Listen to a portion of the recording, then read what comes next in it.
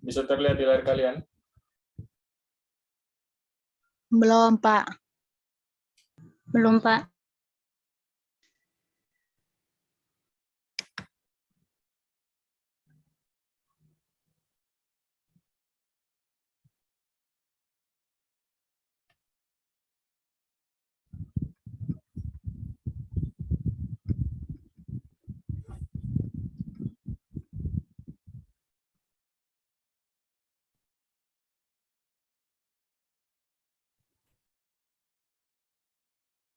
Kalau sekarang bagaimana? Belum, Pak. Belum, Pak. Belum.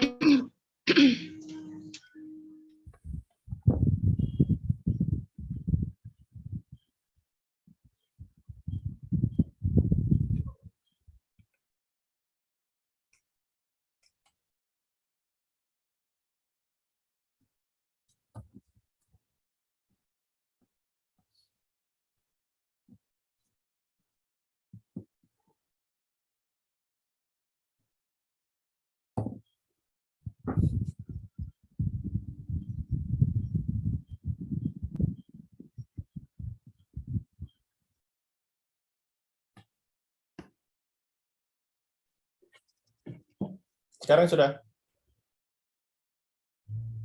Belum, Pak. Belum, Pak.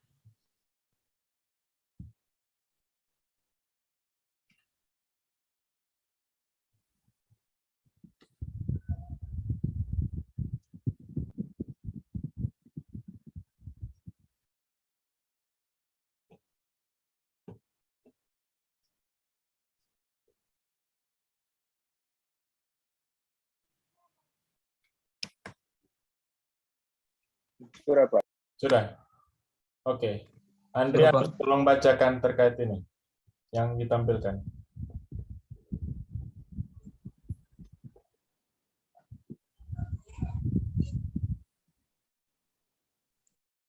Andrianus Engge. Ya, Pak. Suatu kegiatan dengan pengeluaran biaya dengan harapan untuk memperoleh hasil pada waktu yang akan datang dan yang dapat direncanakan, dibiayai, dan dilaksanakan sebagai satu unit. Jadi, terima kasih. Aktivitas suatu proyek. Ya, Pak. Oke, cukup dulu sampai di situ. Jadi, proyek adalah kegiatan atau aktivitas yang menggunakan sumber-sumber untuk mendapatkan benefit atau manfaat. Jadi, yang menjadi kata kuncinya adalah benefit atau manfaat. Jadi, kalau kalian melaksanakan sebuah proyek, kalau tidak ada benefit atau tidak ada manfaat dari proyek tersebut, itu bukan proyek. Bisa juga dijelaskan dengan pengertian lain atau definisi lain, adalah suatu kegiatan dengan pengeluaran biaya, dengan harapan untuk memperoleh hasil pada waktu yang akan datang dan dapat direncanakan, dibiayai, dan dilaksanakan sebagai satu unit. Jadi proyek itu harus bisa direncanakan, kemudian baru dari rencana-rencana tersebut akan dihitung pembiayaannya bagaimana, sumber pembiayaannya dari mana, dan bagaimana cara melaksanakannya sebagai suatu unit. Jadi mulai dari perencanaan, eksekusi, sampai evaluasi, dan nanti digunakan. Itu adalah suatu unit. Olga Nisia, tolong baca aktivitas suatu proyek.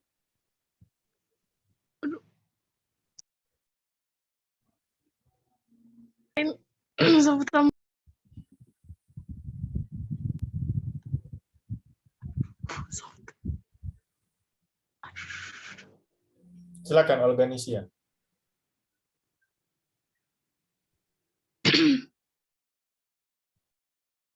Maaf, ini ditampilkan tidak keluar, Pak.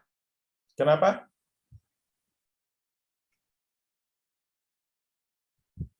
Kenapa Olga Nisia?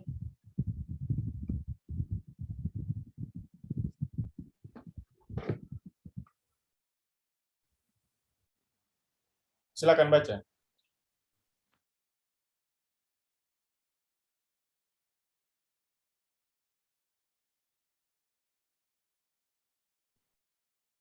Oh, salah. Aktivitas suatu proyek mencakup 4 hal, yaitu mencapai suatu tujuan atau objektif. Yang kedua, mempunyai suatu titik tolak atau starting point. Yang ketiga, mempunyai suatu titik akhir atau ending point. Yang keempat, biaya mampu hasilnya, biaya maupun hasilnya biasanya dapat diukur. Oke, jadi suatu proyek itu aktivitasnya yang pertama mencapai suatu tujuan. Tujuannya apa? Kalau membuat jalan, tujuannya adalah agar akses lalu lintas transportasi bisa lebih lancar. Kalau buat irigasi, agar daerah-daerah yang dituju itu dapat pengairan, baik untuk air baku untuk kebutuhan manusia maupun air untuk kebutuhan irigasi ladang atau sawah. Yang kedua, mempunyai suatu titik tolak atau starting point. Jadi harus dimulai dari mana? Kalau biasanya mulai dari perencanaan, setelah itu groundbreaking kalau proyek fisik itu seperti gali fondasi, dibuat maketnya dan sebagainya. Yang ketiga, mempunyai suatu titik akhir, ending point. Jadi kapan proyek itu selesai dikerjakan, kapan bisa digunakan oleh masyarakat. Contohnya, gedung di kuliah Unimor yang sekarang kalian gunakan itu kan direncanakan dari tahun 2020. Setelah itu 2021 sudah bisa digunakan. Nah, itu awalnya direncanakan tahun 2019, digali fondasinya, kemudian dimulai pembangunannya, 2021 akhir sudah bisa kalian gunakan untuk proses perkuliahan. Nah, harus ada biaya maupun hasilnya dapat diukur. Contohnya, kalau membuat gedung, membuat irigasi, membuat segala sesuatu kegiatan harus direncanakan. Kita butuh berapa banyak uang untuk bahan material, berapa banyak untuk tenaga kerja, dan lain-lain. Atau kalau buat bendungan atau gedung, lahannya itu harus kita beli. Jadi biaya maupun hasilnya biasanya dapat diukur.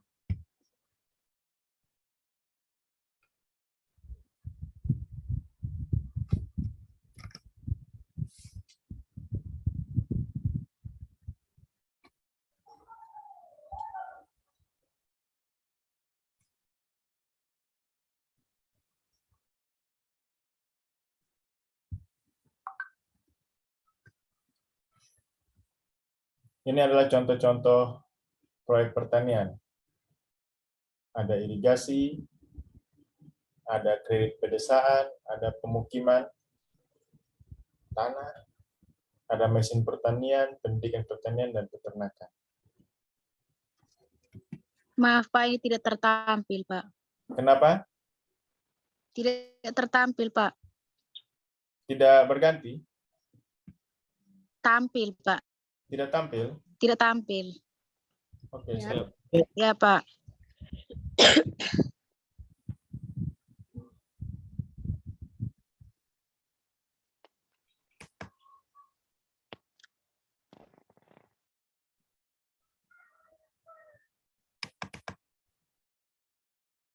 Sudah? Belum Pak. Belum, Pak. Belum.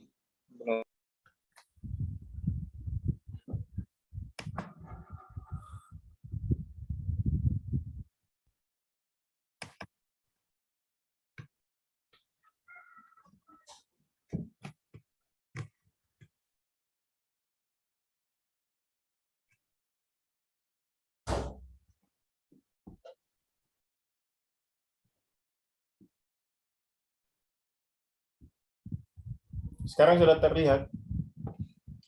Sudah, Pak. Suruh Pak. Oke, jadi ini contoh proyek pertanian. Ada irigasi, ada kredit pedesaan, ada pemukiman tanah. Ini contohnya kalau di TTU itu contohnya di OIPKIM. OIPKIM itu dekat Unimor, itu ke sana ke arah belakang. Itu ada pemukiman yang dulu didirikan oleh pemerintah agar di sana karena ada lahan pertanian yang banyak sehingga didirikan pemukiman di situ agar mereka bisa mengelola lahan-lahan pertanian. Ada juga proyek pengadaan mesin pertanian, ada pendidikan pertanian biasanya untuk petani-petani dia dikirim untuk belajar atau studi banding pertanian di tempat yang lebih maju, dan juga peternakan. Monica, tolong baca ini.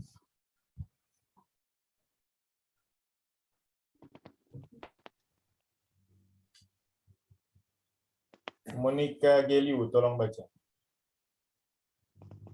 Tidak muncul, Pak. Belum muncul? Iya, Ya. Pak.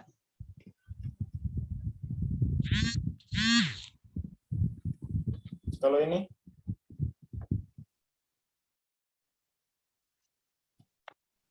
Belum, Pak. Pak. Belum ganti ke slide ketiga, ke 9 maksudnya. Ini sudah atau belum? Belum, Pak. Belum, Pak. Belum, Pak.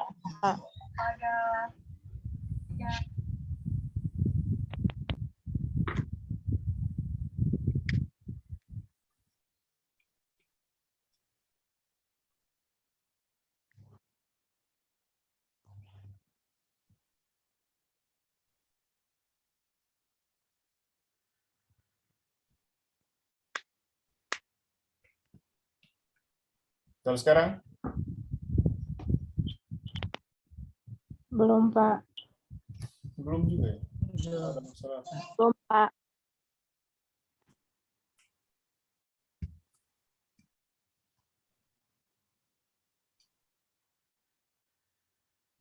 Kalau ini?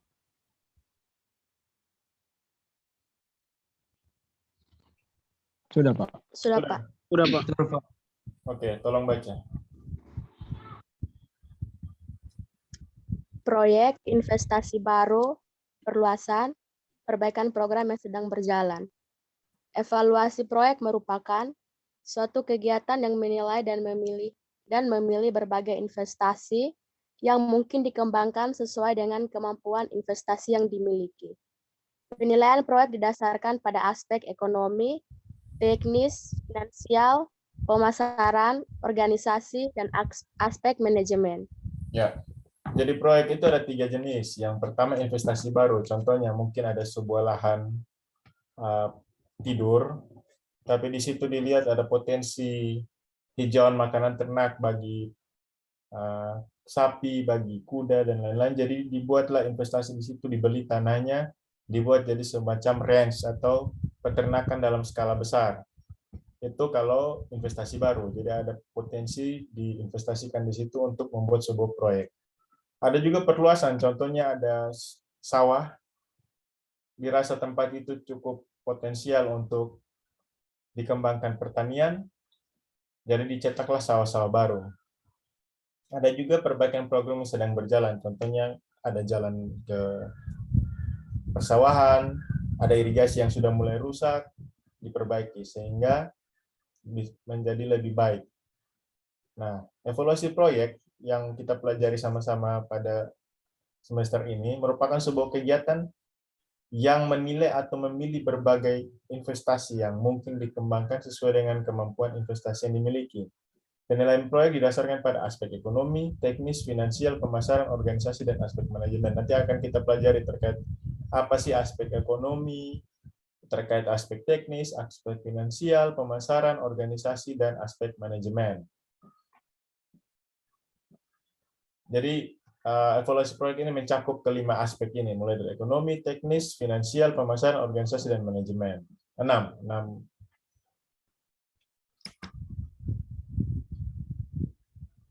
Oke, Holland, tolong baca.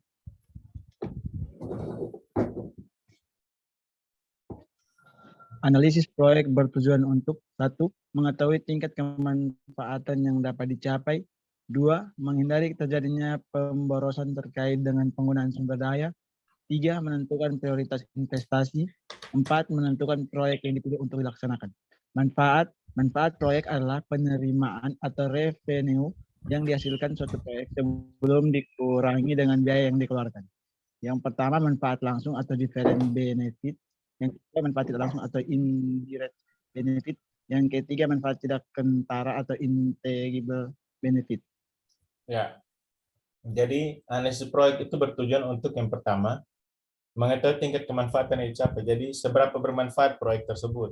Apakah proyek tersebut merupakan skala prioritas atau tidak. Yang kedua, menghindari terjadi pemborosan terkait dengan penggunaan sumber daya. Contohnya, kalau dalam evaluasi proyek itu ada nanti kita pelajari tentang perencanaan. Nah, dalam perencanaan itu sudah mulai dipikirkan berapa banyak biaya, berapa banyak tenaga, dan berapa lama proyek tersebut dikerjakan. Tidak boleh kita asal-asal saja kerja tanpa ada perencanaan yang baik, supaya tidak terjadi pemborosan. Supaya juga proyek tersebut segera bisa digunakan oleh penerima manfaat. Kalian pernah lihat tidak proyek-proyek di jalan itu ada papan pengumuman proyeknya?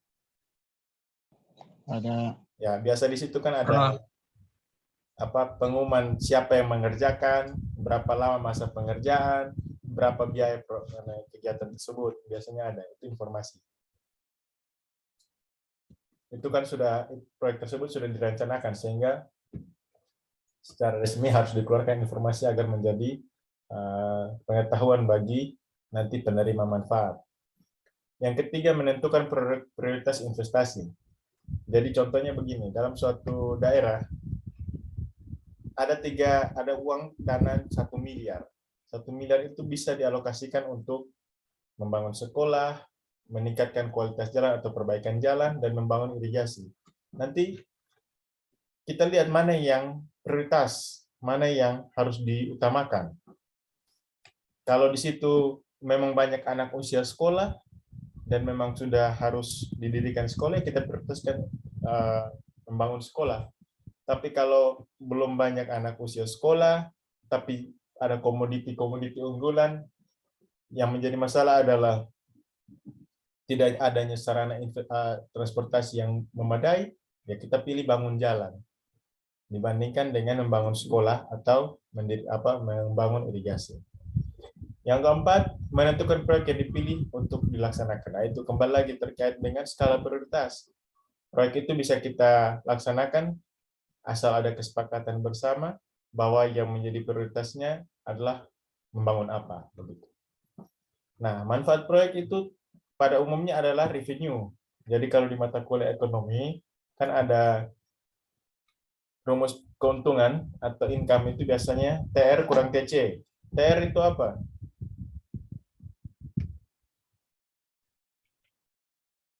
Skolastika. TR itu apa?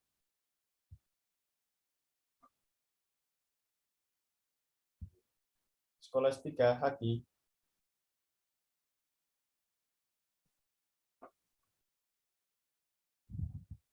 Biasa ada rumus. I atau P sama dengan TR kurang TC. TR itu kepanjangannya apa?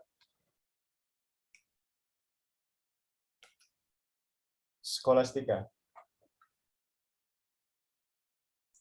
Iya, Pak. Apa itu TR? Kepanjangannya. Ada yang tahu? Silakan angkat tangan.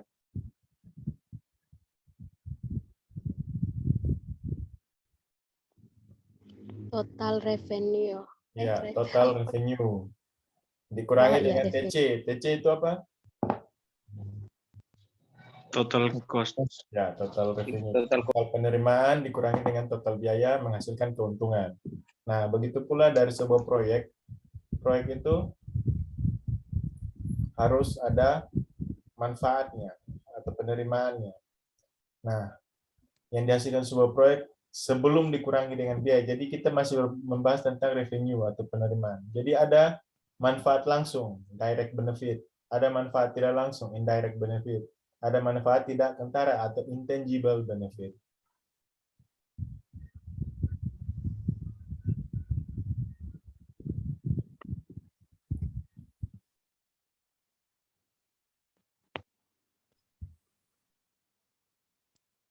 Crispina Leolmin, tolong baca. Manfaat langsung, manfaat yang diterima sebagai akibat adanya proyek seperti naiknya hasil produksi, barang atau jasa, perubahan bentuk, turunnya biaya, dan lain-lain. Kenaikan nilai hasil produksi dapat disebabkan karena meningkatnya jumlah produksi dan kualitas dari produk sebagai akibat adanya proyek. Misal, yang pertama, kenaikan produksi padi karena adanya irigasi. Yang kedua, turunnya biaya pengangkutan karena perbaikan jalan. Yang ketiga,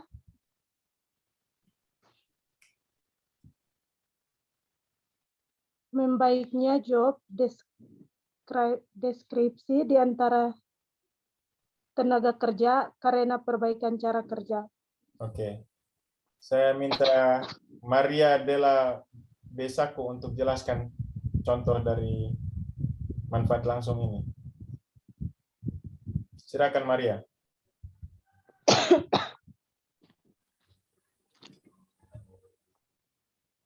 Maria yang baru habis cuci rambut atau keramas ini, silakan. Jelaskan Yap. contohnya ini.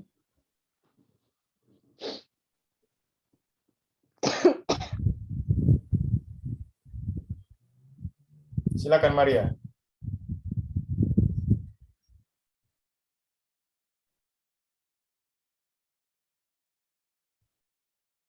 Maria, silakan.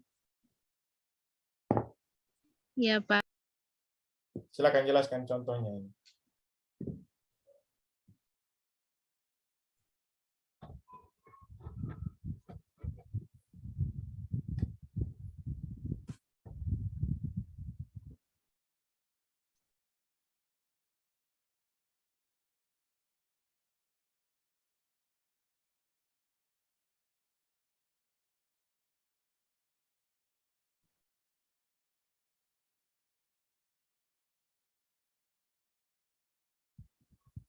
Silakan, Penguin. Maria, silakan. Jelaskan contohnya.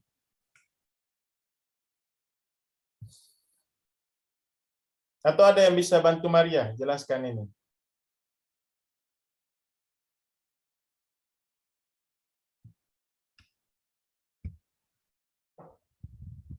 Alosius. Alosius Esnai. Tolong bantu Maria menjelaskan terkait contoh manfaat langsung ini.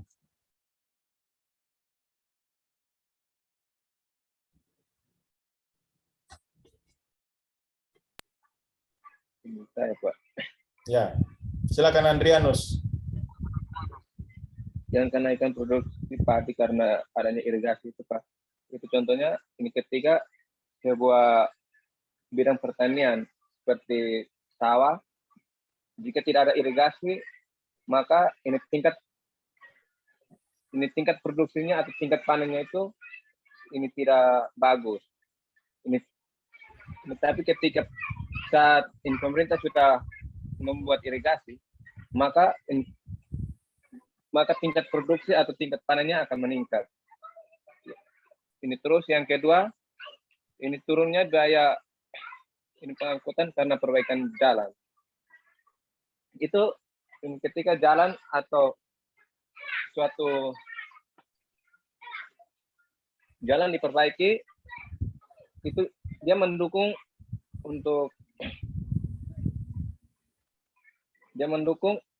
supaya hasil angkutan atau hasil dari panen yang diantar ke kota itu lebih mudah dan keuntungannya juga lebih besar dan pengangkutannya dia lebih cepat, Pak. Sekian, Pak. Oke, terima kasih Andrianus. Jadi begitu. Terkait contohnya kurang lebih sama seperti yang dijelaskan oleh Adrianus.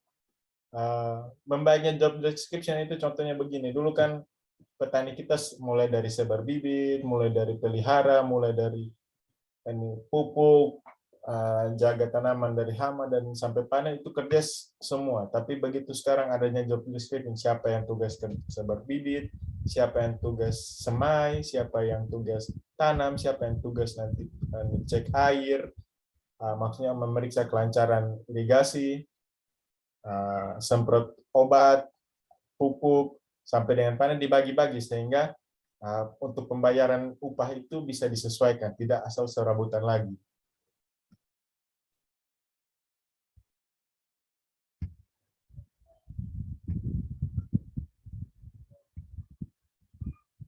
Oke, silakan Crescentia baca yang berikutnya.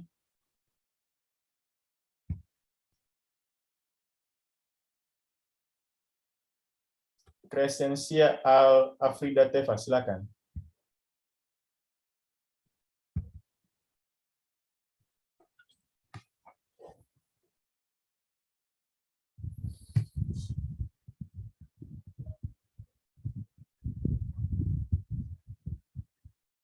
Halo Crescentia, tolong baca.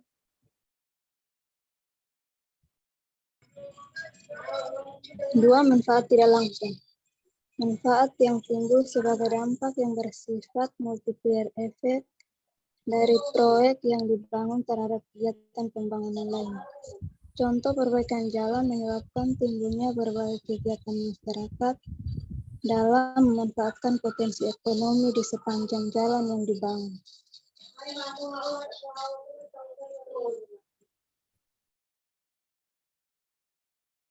Lanjut Crescentia. Yang ketiga, manfaat tidak kentara. Manfaat dari pembangunan proyek yang sulit diukur dalam bentuk uang, seperti perubahan pola pikir masyarakat, perbaikan lingkungan, berkurangnya pengangguran, peningkatan ketahanan nasional, kemantapan tingkat harga, dan lain-lain. Oke, saya minta tolong Felbiana Seu untuk menjelaskan contoh dan manfaat tidak langsung.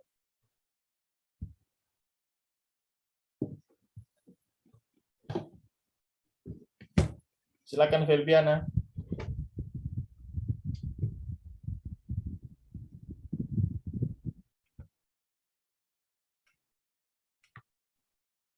Felbiana Seu, silakan.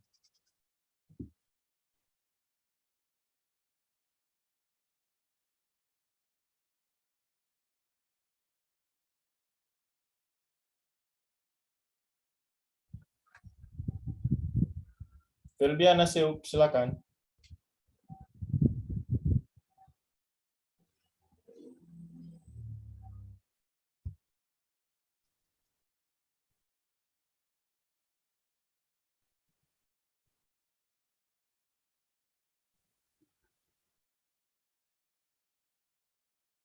Felbiana Seu.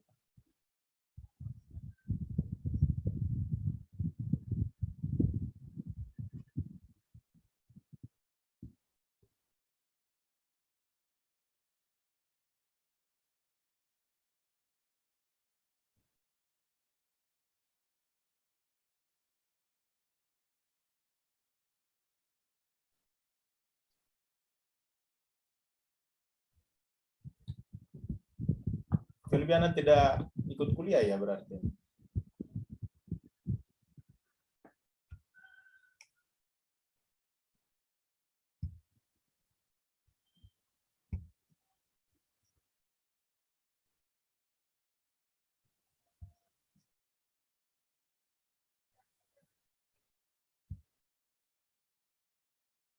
Oke, Maria Elizabeth Nonicolo, coba jelaskan contoh manfaat tidak langsung.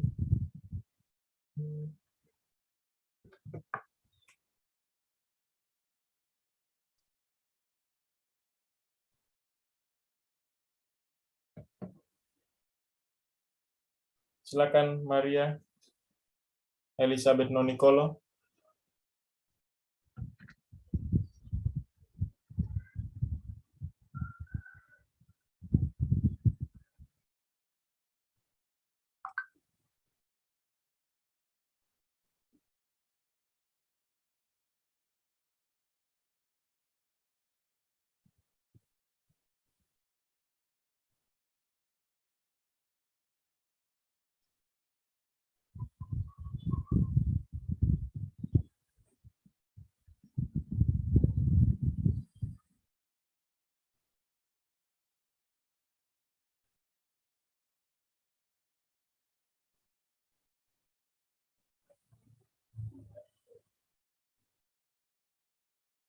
Silakan Maria Elizabeth Nonicolo, dijelaskan contohnya ini.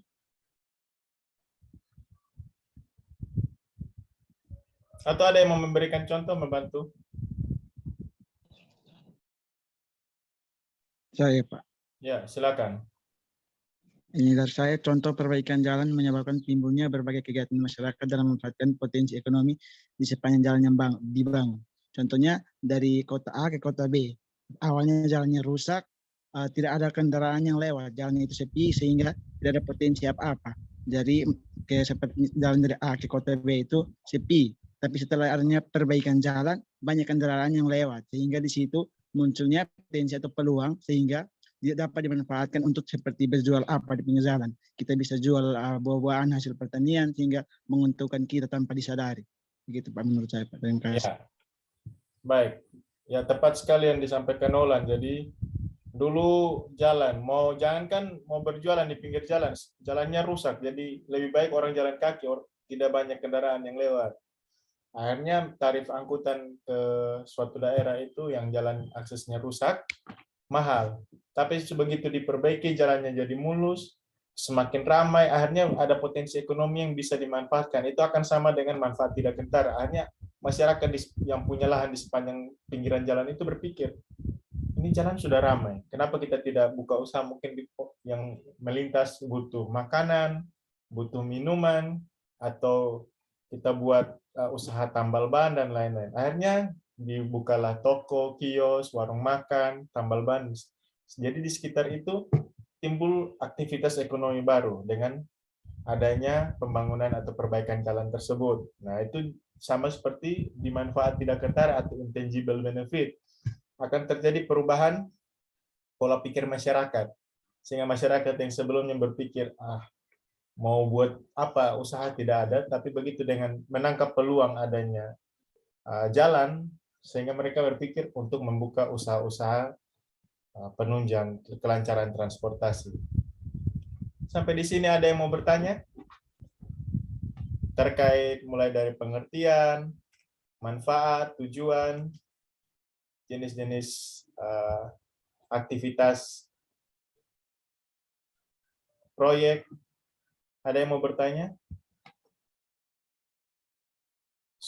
Sudah dapat artikelnya? Yang saya berikan tugas sudah dapat? Sudah Pak. Silakan kumpulkan via Siakat Cloud ya, supaya kalian tidak perlu print lagi, karena hanya download, nanti dikumpulkan di Siakat Cloud ya. Sudah tahu cara upload tugas ke Siakat Cloud? Sudah Pak. Sudah Pak. Silakan dikumpulkan. Oke, kita keluar dulu, nanti kita masuk lagi saya bagikan link yang baru ya. Ya baik Pak. Baik, Pak.